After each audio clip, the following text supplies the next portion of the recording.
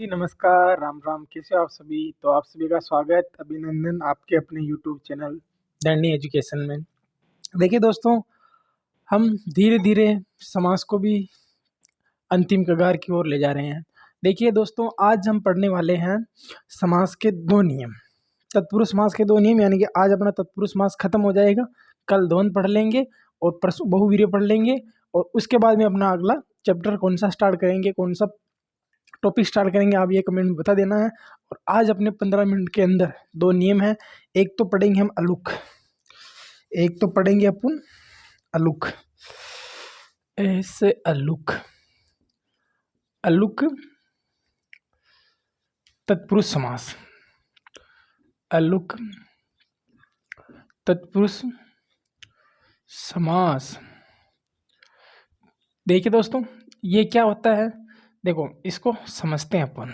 ठीक है, देखो ये जो अलुक लिखा हुआ ना, देखो अ का मतलब तो नहीं होता है और लुक का मतलब होता है छिपना। क्या होता है दोस्तों, अ का मतलब तो देखो, अ का मतलब अधिकतर हिंदी में नहीं मिलेगा। मैंने आपको नियत तत्पुरुष पढ़ाया ना, तब भी आपको यही लिखाया था, न का मतलब नहीं होता है। लुक का मतलब होता है छिपना। क्या होता है दोस्तों, लुक का मतलब होता है कि छिपना। ठीक है दोस्तों, उसी प्रकार जैसे मैं आपको, देखो इस समास के अंदर, अलुक तत्पुरुष समास के अंदर, देखो इस समास के अंदर, देखो इसके अंदर मैं क्या थोड़ी एक परिभाषा लिख रहा हूँ, परिभाषा भी नहीं मिले इसके लिए, कुछ दो तीन ऐसे शब्द लिख रहा हूँ जिससे अपन इसको पहचान सकते हैं। देखो क्या शब्द लिख रहा हूँ, देखो देखो इस समास में, इस समास में प्रथम पद में, प्रथम पद में क्या होते हैं, संस्कृति विभक्ति चिन्ह आते हैं। क्या आते हैं दोस्तों, संस्कृत के विभक्ति चिन्ह आते हैं। संस्कृत के विभक्ति चिन्ह आते हैं, चिन्ह आते हैं, संस्कृत के विभक्ति चिन्ह आते हैं। देखिए दोस्तों, बस इतनी परिभाषा ही लिखेंगे, क्योंकि देखो ये कह रहा है कि इस समास में प्रथम पद के अंदर क्या बोल रहा है, ये प्रथम जो पद होता है, यानी कोई शब्द है, जैसे कि मैंने आपको यहाँ लिखा, जैसे मन सीज, जैसे कि मैंने ये शब्द लिखा है। अब ये क्या है, ये इसके अंदर दो पद हो गए। देखो एक तो हो गया मन और एक हो गया सीज। मन का मतलब होता है मन, सीज का मतलब होता है जन्म, यानी कि मन में जो जन्म लेने वाला। ठीक है दोस्तों, इस तरह मैं आपको 10-12 उदाहरण लिखाऊंगा इसके।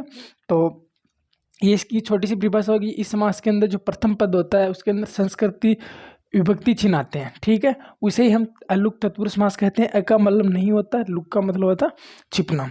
अब देखिए दोस्तों, मैं इसके कुछ आपको उदाहरण के माध्यम से मैं आपको समझाने की कोशिश करता हूँ, और आप भी मेरे साथ साथ उनका समास वगैरह करना। देखिए दोस्तों, जैसे मैंने लिखा है, फर्स्ट लिखा मैंने, जैसे मैंने लिखा है आपके जल चर। ठीक है दोस्तों, दिख रहा होगा, आप भी साथ के साथ करते जाइए। उसी प्रकार मैंने लिखा आपके खे चर।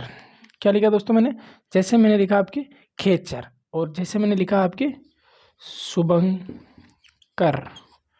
क्या लिखा दोस्तों मैंने, शुभंकर। जैसे मैंने लिखा है आपके भयंकर। क्या लिखा दोस्तों मैंने, भयंकर लिखा। ठीक है दोस्तों, जैसे ही मैंने आपको भयंकर लिखा, और जैसे मैंने लिखा वसुंधरा, वसुंधरा। क्या लिखा दोस्तों मैंने, वसुंधरा। तो मैं इसके एरो लगा देता हूँ ताकि अपना गेटअप भी अच्छा लगे। देखिए दोस्तों, ये मैंने जैसे अभी कुछ शब्द लिखे हैं, और एक शब्द और मैं नीचे लिख ही देता हूँ इधर। अंत्यवासी। कितने हो गए अपने, 5 हो गए, 5 इधर लिख देंगे। ठीक है, देखो जलचर, जल चर, चर का मतलब होता है निवास करना, यानी कि जल में चढ़ने वाला अर्थात निवास करने वाला। जल में निवास, या जल में आप ऐसे कर लो विचरण करने वाला, जल में विचरण करने वाला या वाली। ठीक है, उदाहरण के अकॉर्डिंग कर देंगे अपन। खेचर, खे का मतलब होता है आकाश। खे का मतलब क्या होता है दोस्तों, आकाश। मैं कोष्टक में लिख देता हूँ आकाश। हर शब्द को बिल्कुल गहराई से समझते चलेंगे अपन। खे का मतलब होता है आकाश, चर का मतलब होता है विचरण करना, यानी कि खे में यानी कि आकाश में, या में लिख दो, ठीक है दोस्तों, आकाश में विचरण करने वाला, ठीक है दोस्तों। उसी प्रकार आपके शुभंकर यानी कि शुभ को करने वाला, ठीक है। देखो क्या करेंगे अपन, शुभ को, या ऐसे कर लो, शुभ करने वाला, शुभ करने वाला, ठीक है दोस्तों। और ये जो मैं है ना, ये मैं इधर ऐसे कर देंगे, ठीक है दोस्तों। भयंकर यानी कि भय को पैदा करने वाला, क्या करेंगे दोस्तों, भयंकर यानी कि भय को पैदा करने वाला, भय को पैदा करने वाला। देखिए दोस्तों, बिल्कुल ज़्यादा नहीं है, इसके नियम भी अपने को कम ही मिलते हैं, तो इसके लगभग 10-12 नियम ही पढ़ाऊंगा मैं आपको। वसुंधरा यानी क्या करेंगे, आपको वसुओं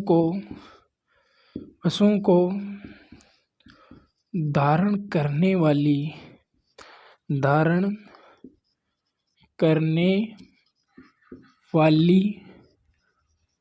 धरा, क्या करेंगे दोस्तों। देखिए दोस्तों, मैंने 5-6 उदाहरण लिखे हैं समझने के लिए। देखो जलचर, जल में विचरण करने वाला। अब देखो दूसरा लिखा मैंने खेचर, यानी खे का मतलब होता है आकाश में विचरण करने वाला। तीसरा लिखा मैंने शुभंकर यानी शुभ करने वाला। भयंकर यानी कि भय को पैदा करने वाला। आगे लिखा मैंने वसुंधरा, वसुओं को धारण करने वाली धरा। देखिए दोस्तों, अपना जो नियम क्या कह रहा है और अपने जो परिभाषा क्या लिखी है उसके अकॉर्डिंग देखो। अपना नियम कह रहा है कि इस समास के अंदर प्रथम पद के अंदर संस्कृति विभक्ति चिन्ह आते हैं। अब देखिए इसके अंदर है ना, ये जो जल है ना, ये खे है, ये शुभ है, ये भयम और वसु, ये है ना संस्कृति के शब्द है, ठीक है दोस्तों। तो इस जैसे मैंने 5-7 इधर लिखे, और जैसे मैं अब और लिख देता हूँ, जैसे मैंने लिख दिया आपके मन सीज, जैसे मैंने लिख दिया आपके मन सीज, एक लिख दिया मैंने आपके सर सीज, और एक लिख दिया मैंने जो आपके मृत्युंजय, ठीक है दोस्तों। जैसे मैंने आपके ये 3 शब्द लिखे हैं, भयंकर, मृत्युंजय, और आपके मैंने जैसे लिख दिया आपकी शिरो रूह है। देखो रूह का मतलब आपके दोस्तों कमल होता है, और एक जैसे मैंने लिख दिया आपके अंत्यवासी, इधर नहीं लिखा हुआ तो मैं इधर कर देता हूँ अंत्य। देखो अंत्य का मतलब होता है पास या समीप, अंत्य का मतलब होता है पास या समीप। देखो मन सीज यानी कि सीज का मतलब होता है जन्म लेना, यानी कि मन में जन्म लेने वाला या वाली। सर सीज यानी सर में जन्म लेने, यानी सर का मतलब होता है तालाब, यानी तालाब में जन्म लेने वाला, अर्थात कमल के लिए आया। मृत्युंजय यानी कि मृत्यु को जीतने वाला। सिरो रूह यानी कि सिर का रूह है, रूह का मतलब होता है कमल, ठीक है। रूह का मतलब आप ये अपनी चमड़ी मत समझ लेना। अंत्य, अंत्य का मतलब होता है समीप या पास। वासी का मतलब वास करने वाला। देखिए दोस्तों, मैं इनका समास विग्रह कर रहा हूँ। तो मन सीज यानी कि मन में जन्म लेने वाला, ठीक है दोस्तों। सर सीज यानी सर का मतलब होता है आपके तालाब, मैं यहाँ ब्रैकेट में लिख रहा हूँ, सर का मतलब होता है तालाब, ठीक है दोस्तों। ये तालाब है, सर यानी तालाब में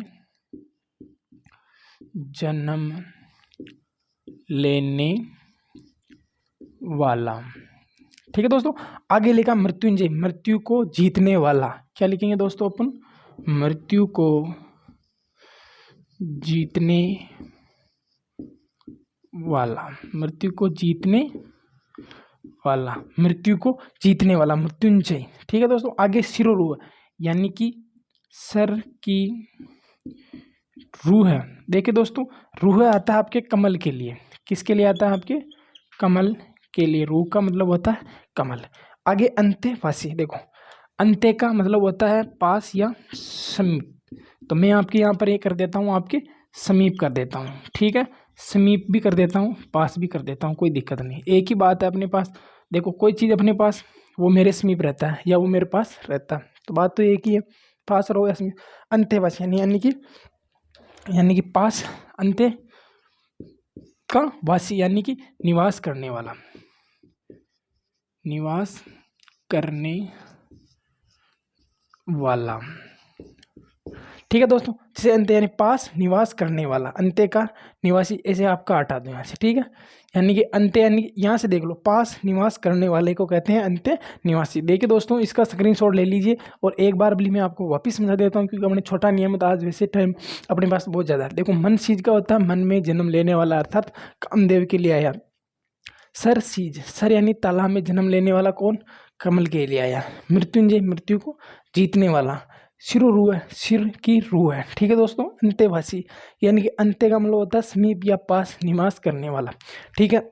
उसी तरह मैंने लिखा है जलचर, जल में विचरण करने वाला, ठीक है। जल में कौन कौन रहते हैं? जलीय जीवों के लिए आता है। अब वो किस जीव के लिए आता है, आप ये मुझे बताओ। खेचर, खे का मतलब होता है आकाश में विचरण करने वाले, यानी पक्षी के लिए आया। शुभंकर यानी शुभ को करने वाला, ठीक है दोस्तों। भयंकर यानी जो भय को पैदा करता है, उसके लिए आया। और वसुंधरा यानी कि वसुओं को धारण करने वाली धरा। तो देखिए दोस्तों, आपके अलोक तत्पुरुष समास के बाद में एक अंतिम रह जाता है, और ये आपके वैसे नंबर देखते रहे अपन। चौथे नंबर पर आता, पहले पढ़ा था आपके नियत तत्पुरुष समास, फिर हमने पढ़ा था लुप्त मध्य पद लोपी, तीसरा पढ़ा अपने, तीसरा कल हो गया था आपके लुप्त कारक चिन्ह पढ़े थे हमने 6, और आज हम चौथा पढ़ रहे हैं अलुप्त तत्पुरुष समास, और अब लास्ट पढ़ेंगे हम 5वां उपपद तत्पुरुष समास, जिसके अंदर कुछ प्रत्ययुक्त शब्द आते हैं, ठीक है दोस्तों। तो इसका स्क्रीनशॉट ले लिया होगा, और मैं आपको आज का अंतिम नियम है अपना वो बता ही देता हूँ, ठीक है दोस्तों। बिल्कुल छोटा सा यहीं सेट कर देंगे उसको, तो आप साथ के साथ नोट्स बनाते जाना दोस्तों। ये है ना, बिल्कुल एक क्वालिटी में दे रहा हूँ मैं आपको।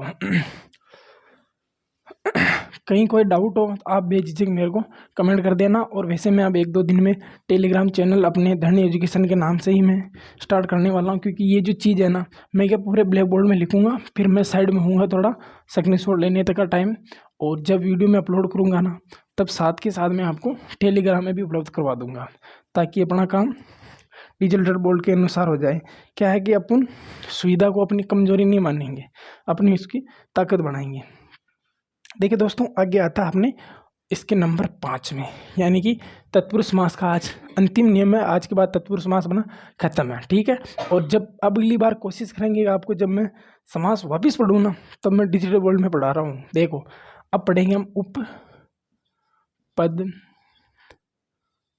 तत्पुरुष समास। देखो, इसके अंदर क्या होता है कि इसके अंदर देखो, परिभाषा लिख देता हूं मैं। इस समास में दूसरा पद क्या कहता है? दूसरा पद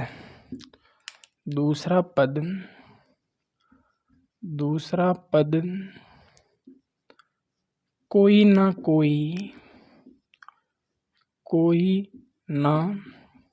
कोई प्रत्यय होता है। क्या होता है दोस्तों? अब प्रत्यय क्या होता है, एक बार मैं बिल्कुल बेसिक चर्चा कर दूंगा। प्रत्यय होता है दोस्तों। देखो, प्रत्यय क्या होते हैं? वे शब्दांश जो किसी शब्द के अंत में लगकर या बाद में जुड़, देखो अंत बोलेंगे यहाँ, बाद में नहीं बोलेंगे, कि वे शब्द जो किसी शब्द के अंत में जुड़कर उसके अर्थ में परिवर्तन या विकार ला देते हैं। ये इनका स्वतंत्र अर्थ नहीं होता है। ये जिस शब्द के साथ पीछे जुड़ते हैं उसके अर्थ में परिवर्तन और विकार ला देते हैं। और प्रत्यय के अंदर संधि नियम लागू बिल्कुल नहीं रहता है, ठीक है दोस्तों। ये 5 चीज बताई थी मैंने कि ये स्वतंत्र होते हैं, इनका स्वतंत्र अर्थ नहीं होता है। ये किसी शब्द के बाद में लगते हैं। तीसरी बात में, ये जिस शब्द के अंत में लगते हैं उसके अंदर परिवर्तन या विकार ला देते हैं। और एक लास्ट बात बताई मैंने कि इनके अंदर संधि नियम बिल्कुल लागू नहीं रहता है, जबकि प्रत्यय के अंदर अपने उपसर्ग पढ़ेंगे ना, तब उसके अंदर संधि जो आपका संधि नियम है कुछ लागू रहेगा, और लागू रहे ये जरूरी नहीं होता है। देखिए दोस्तों, मैं इसके कुछ आपको उदाहरण लिखा रहा हूँ, ठीक है दोस्तों। और वो उदाहरण मैंने आपको पहले भी लिखा है, जैसे अब मैं लिखूंगा, जैसे कि लिख के बता देता हूँ मैं आपको। जैसे मैं लिखूंगा मैंने आपको सर्वज्ञ पहले भी लिखाया था, ठीक है दोस्तों। और मर्मज्ञ, या आप पहले ले लो देवज्ञ, वेदज्ञ यानी कि वेदों को जानने वाला। अब अपना जो नियम कह रहा ना, उस अकॉर्डिंग ही मैं आपको बताऊंगा। सर्वज्ञ हो गया ना, तो अब आप कर लो मर्मज्ञ, ठीक है दोस्तों। जैसे कर लो आपके जलद, ध का मतलब होता है धारण करने वाला। जलज, ज का मतलब होता है जन्म करने वाला, जन्म देने वाला। और धी का मतलब होता है धारण करना। ठीक है दोस्तों। और जैसे मैंने लिखा है आपके उरग, उर का मतलब होता है छाती या हृदय। ठीक है। जैसे मैंने लिखा आपके विहग, विहे का मतलब होता है मतलब कि आपके वो आकाश। ठीक है। ख यानी ख का मतलब होता है आकाश, घ का मतलब होता है गमन करने वाला। कृपया बताओ मुझे यहाँ तक दिख रहा है? खग तक। ठीक है दोस्तों। अब देखो मैं जैसे ये कुछ शब्द लिखे हैं, अब इनको मैं आपको समझाने की कोशिश करता हूँ, इनका समास विग्रह करता हूँ। देखिए दोस्तों, पहले एक बार अपन ये लाइन पढ़ लेते हैं। इस समास में दूसरा पद कोई ना कोई, देखो ये क्या कह रहा है कि इस समास के अंदर कोई ना कोई तो क्या होता है, प्रत्यय होता है। अब देखो प्रत्यय मैंने क्या बताया, किसी शब्द के पीछे लगते हैं। देखो इसके अंदर आपके गेय प्रत्यय है, इसमें भी गेय प्रत्यय, इसमें भी गेय प्रत्यय, इसके अंदर ध प्रत्यय, जय प्रत्यय, धी प्रत्यय, ग प्रत्यय, ग प्रत्यय, ग प्रत्यय। कैसे प्रत्यय? प्रत्यय पीछे लगते हैं, स्वतंत्र अर्थ नहीं होता है, और ये परिवर्तन या विकार ला देते हैं, और इनके अंदर संधि नियम लागू नहीं रहता है। ये चार बात अभी याद कर लेना, और मैं आपको ये बाद में भी लिखाऊंगा। देखिए दोस्तों, सर्वज्ञ यानी कि सभी को जानने वाला। अपने के तुम तो ब्रह्मा जी हो रहे हो, वेदज्ञ यानी कि वेदों को जानने वाला, वेदज्ञ। ठीक है दोस्तों। मर्मज्ञ यानी कि मर्म यानी दर्द को जानने वाला, मर्म को जानने वाला। ठीक है दोस्तों। उसी प्रकार जलद यानी कि जल को देने वाले, जलद द का मतलब देने वाले, जल को देने वाला, ऐसे कर लो आप तो, जल को देने वाला। जलज यानी कि जल में जन्म, जय का मतलब जन्म। मैं आपको बताऊंगा ये, जब आपको प्रायवाची याद करवाऊंगा ना तब बताऊंगा। जल में जन्म लेने वाला। ठीक है दोस्तों। जल्दी यानी कि जल को धारण करने वाला, अर्थात समुद्र, जल को धारण करने वाला। ठीक है दोस्तों। आगे उर्ग, उर का मतलब होता है छाती। क्या होता है दोस्तों? उर क्या होता है आपके? उर। मैं यहाँ लिख देता हूँ आपके, क्या होता है? छाती यानी कि सीना। ठीक है दोस्तों। छाती छोटी आएगी थी है ना, छाती या हृदय। उर्घ का मतलब गमन करने वाला, यानी कि उर्ग यानी हृदय के या ऐसे मान लो हृदय से विचरण करने वाला, विचरण या गमन करने, एक ही बात है। विचरण करो लिखो या अब गमन करो, विचरण करने वाला। ठीक है दोस्तों। आगे आपके, ठीक है दोस्तों, विहग। देखो विहे का मतलब होता है आकाश। क्या होता है दोस्तों? विहे, मैं यहाँ ब्रैकेट में लिख रहा हूँ इसका अर्थ होता है आकाश। और आगे मैं लिखूंगा आपके ख का मतलब भी आपके आकाश होता है, साथ का साथ ही लिख देता हूँ मैं, जैसे ख। अब देखो ख का मतलब भी क्या होता है दोस्तों? आकाश। ठीक है दोस्तों। अगर कोई आपको अगर समझ में नहीं आए तो आप मुझे कमेंट कर देना, वैसे मैं साथ साथ बोल रहा हूँ। वी का मतलब भी आकाश होता है, ख का मतलब भी आकाश होता है, ग का मतलब गमन करने वाला। ठीक है दोस्तों। तो मैं दोनों का एक साथ ही लिख देता हूँ, यानी कि ख यानी आकाश में विचरण करने वाला, विचरण करने वाला। देखिए दोस्तों, कुछ उदाहरण लिखकर मैं आपको समझाने की कोशिश कर रहा हूँ, आप भी ध्यान से देखिए इसको। देखिए दोस्तों, सर्वज्ञ यानी कि पीछे ग लगा हुआ, ये प्रत्यय की पहचान है, सभी को जानने वाला सर्वज्ञ होता है। वेदज्ञ वेदों को जानने वाला, मर्मज्ञ मर्म को जानने वाला। जलद, देखो ये क्या है? ध का शाब्दिक अर्थ होता है देने के अर्थ में, यानी कि जल को देने वाला। पानी कौन देता है हमें? बादल।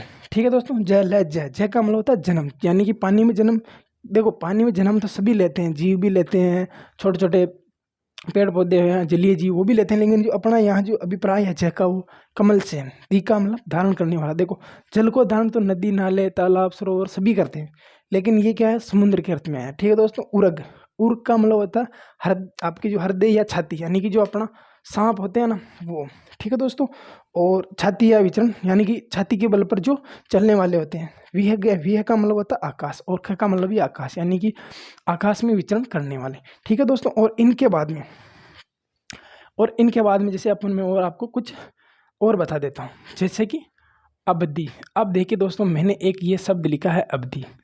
अब आप दिमाग लगाओ, इसके अंदर कौन सी संधि होगी, कौन सा नियम लगेगा और इसका संधि विग्रह क्या होगा, आप मुझे ये कमेंट बॉक्स में जरूर बताओगे। ठीक है दोस्तों, और देखो इसके बाद में अब मैंने लिखा है जैसे राजनीतिज्ञ।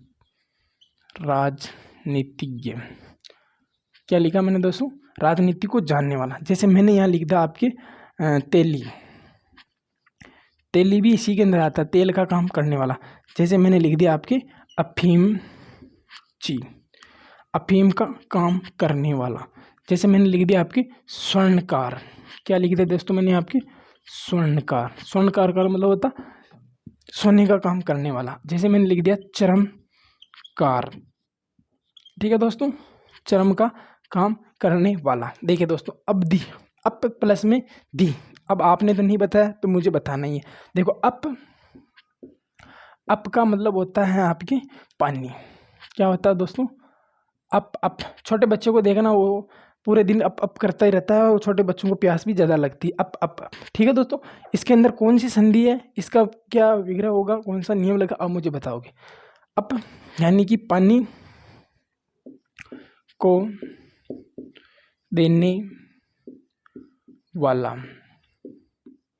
ठीक है दोस्तों, अवधि, दी का मतलब देने वाला।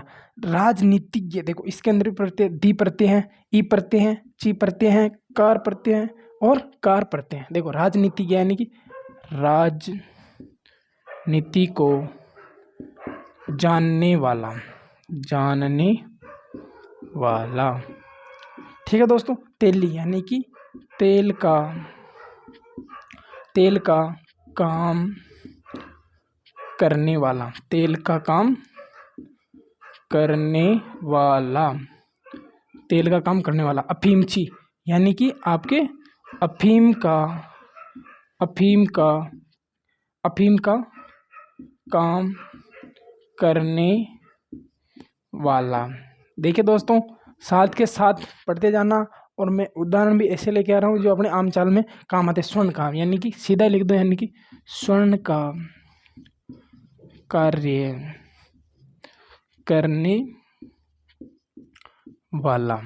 स्वर्ण का कार्य करने वाला या सोने का कार्य। चर्म कार्य यानी कि चमड़े का काम करने वाला। चर्म का कार्य करने वाला। ठीक है दोस्तों, और एक और लिख दो कुंभकार। क्या लिख दो, कुंभ माने घड़ा होता है, जैसे कुंभकार। ठीक है दोस्तों, देखो इसका क्या होता है, कुंभ। क्या लिखा मैंने, कुंभ। क्या होता है, कुंभ का मतलब होता है घड़ा। क्या होता है दोस्तों, घड़ा, यानी कुंभ का कार्य करने वाला। देखिए दोस्तों, बिल्कुल बेसिक चर्चा की हमने। सभी को जानने वाला, वेदों को जानने वाला, मर्म को जानने वाला, जल देने वाला, जल में जन्म लेने वाला, धारण करने वाला और छाती के बल पर चलने वाला, आकाश में उड़ने वाले दोनों, और अवधि यानी पानी देने वाले, राजनीति को जानने वाले, तेली तेल का काम करने वाले, अफीमची अफीम का काम करने वाले, स्वर्णकार सोने का काम करने वाले, चर्मकार चमड़े का काम करने वाले, और कुंभकार यानी कुंभ का मतलब होता है घड़ा। घड़ा का कार्य करने वाला अर्थात कुमार जाति के लिए आया शब्द। तो देखिए दोस्तों, अब अपने तत्पुरुष समास खत्म हो गया। कल पढ़ाऊंगा मैं आपको आगे द्वंद्व समास। ठीक है दोस्तों, द्वंद्व समास कल कंप्लीट कर देंगे। उसके बाद में पढ़ेंगे हम बहुब्रीहि समास 2 दिन बाद में, और तीसरे दिन अपना नया टॉपिक चलेगा। तो आप कमेंट करके जरूर बताना कि ये वीडियो आपको कैसा लगा और आपको किस तरह समझ में आ रहा है, और आपको मैं और किस तरह पढ़ाऊँ, ये चीज़ भी आप कमेंट किया करो। तो सभी दोस्तों को जय हिंद, जय भारत।